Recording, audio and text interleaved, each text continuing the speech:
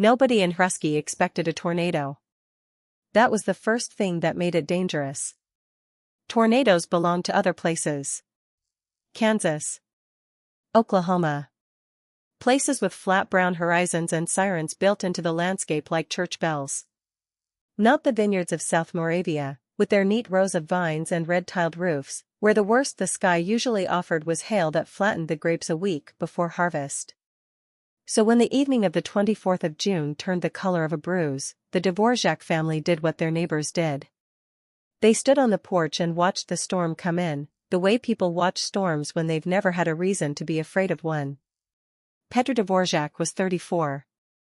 His wife, Clara, was folding laundry in the kitchen when the light outside the window changed from gray to a strange, flat green, the color a sky turns right before it stops behaving like a sky at all.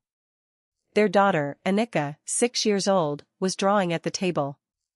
Their son, Tomas, was 11, and it was Tomas who first said the word out loud, because he'd seen it in a documentary once and thought it sounded exciting rather than real. "That looks like a tornado cloud," he said.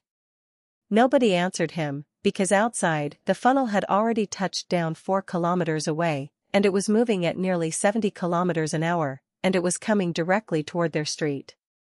There were maybe 90 seconds between the moment Petr understood what he was looking at and the moment the windows blew in. 90 seconds is nothing. It is barely enough time to say a sentence twice. But it is exactly enough time, if a person moves fast enough and doesn't stop to argue with their own disbelief, to save a family's life. Petr didn't argue.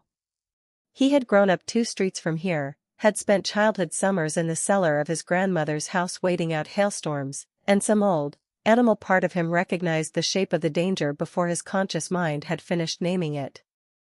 He grabbed Annika under one arm the way you'd grab a bag of flour, shouted Clara's name once, and was already moving toward the cellar stairs before Tomas had fully stood up from the table. "Down. Now. Both of you, now." Clara didn't ask why.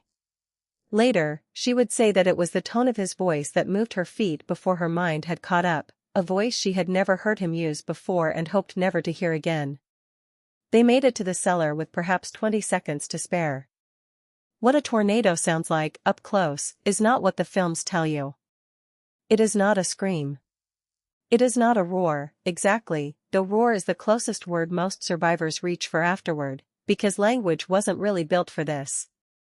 It is closer to a train that has no tracks and no rails and no respect for the fact that a house is supposed to be a solid, permanent thing. It is the sound of a house being asked a question it cannot survive answering. The Dvořáks felt it before they properly heard it, a pressure drop so violent that Annika's ears popped and she began to cry, not from fear yet, only from the pain of it, and Clara pulled her into her chest and pressed both hands over the sides of her daughter's head, as if her palms alone might hold the world together. Above them, the house did what houses do when a tornado decides they are in its way. The roof left first. Petr would learn later, from a neighbor 3 doors down who watched it happen from her own cellar window, that the roof of their house did not lift so much as simply cease to be attached, all at once, and traveled almost 40 meters before it came down in the Novak family's vineyard, driven half a meter into the soil between 2 rows of vines that were, by some absurd mercy, left almost untouched. The upstairs windows went next. Then, based on what they found afterward, most of the second floor. In the cellar, the sound was enormous and total, a physical weight pressing down through the floorboards above them, and dust and grit rained down through the cracks, and Tomas, 11 years old, too old to be held like his sister but not nearly old enough for what this was, pressed himself against his father's side and did not make a sound, because some part of him had understood, correctly, that this was not the moment for words. It lasted less than a minute. It felt, Clara said afterward, like the entire length of a life. When it stopped, it did not fade out gradually the way most storms do. It simply ended, the way someone might switch off a machine mid-cycle, and the silence that followed was almost worse than the noise had been, a silence so total that for several seconds none of them trusted it enough to move. It was Petr who went up first. He told Clara to wait, though they both knew that wasn't really a request either of them could keep for long. What he found, climbing the cellar stairs into what should have been his kitchen, was daylight. Not the gray-green light of the storm. Ordinary evening daylight, pouring down through a house that no longer had a roof, or most of a second floor, or, in places, walls.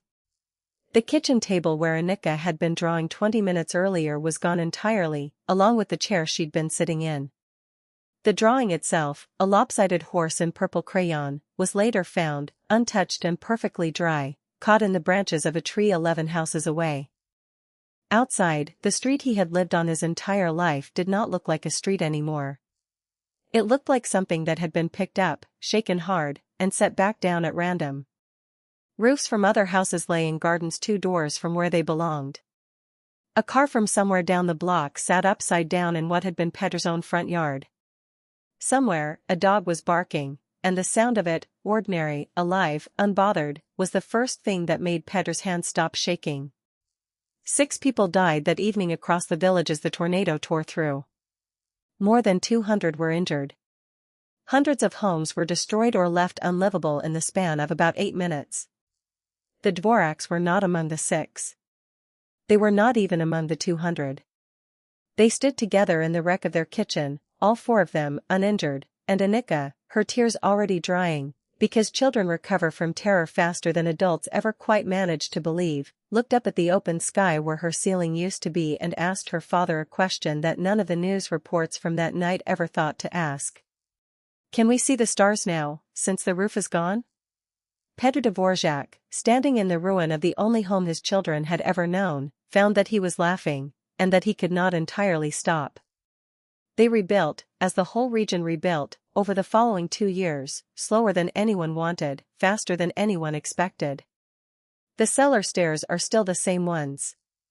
Clara had them left exactly as they were, unfinished concrete and all, because she said she wanted her children to remember, every single day they walked down them, that those particular stairs were the reason all 4 of them were still walking anywhere at all. Tomas is 14 now. He still doesn't like green skies.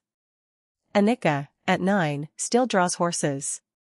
She has never gotten the purple one back. Kindly subscribe the channel, hit the like button, share your thinking, and thank you for watching.